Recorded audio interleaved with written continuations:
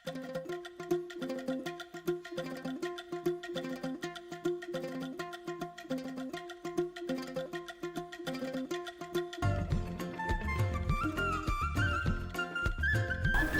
mahazo vahana eo amin'ny tsena anatiny ny vokatra biolojika. Anisan'ny tanjon'ny ministera fambolena ny fiompiana aron-jony ny fampiroporoboana izany famokarana izany ary hanohanana ireo tantsaha hiroso makany amin'ny famokarana azy.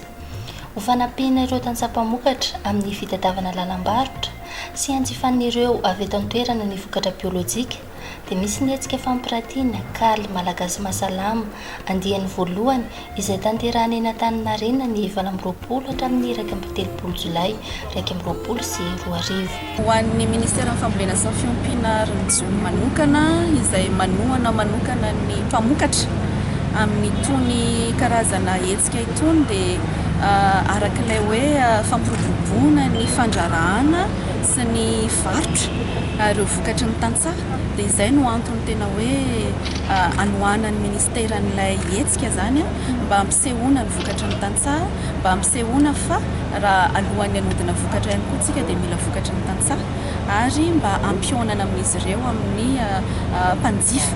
Toy izao mantsy tonga dia mpanjifa avy hatrany no miaraka mifanerasera amin'izy ireo dia izay indrindra no antony hoe manomana izany ministera.